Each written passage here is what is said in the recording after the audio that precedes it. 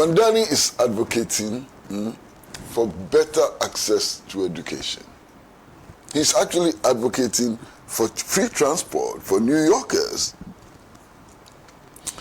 He's talking about the need to make the working class the dominant beneficiaries of production and distribution in New York and so on. So clearly, he believes in equity. He has a certain level of class consciousness and so on. All of these are true about Mandani. For those who sit in little corners in Accra, Kumasi, and Tamale, and dream dreams about making Nkrumah irrelevant in history, I think this should teach them an important lesson. Now look, Nkrumah is like a rock, a huge rock.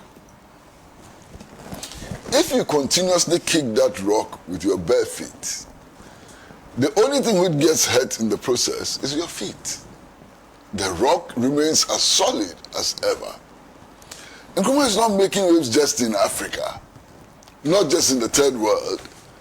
In the heart of capitalism, Nkrumah has become relevant. The majority of voters in New York will prefer the Nkrumah agenda to the rabid agenda which is posited by Donald Trump and so on.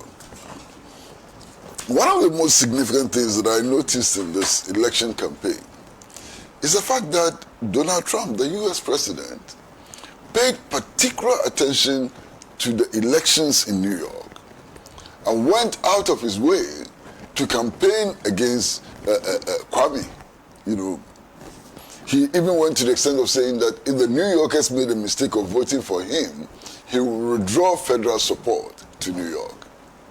It didn't come to anything. They just ignored him. You understand? Completely ignored him. Now, there's also something significant. This guy who has been elected as mayor of New York is only 34 years old. He is the youngest mayor to be elected in more than 100 years of US history. 100 years. That's significant. You understand? Then there's something else. He has appointed his transitional team. Oh my goodness. His transitional team is 100% women. I mean, he's breaking all the barriers. You understand? He's setting new norms and so on. Unbelievable. Now, after his election, I listened to the Republican analysts, their criticism and so on. And can you believe what they were holding against him? He said the pitch of his speech, his victory speech, was too high.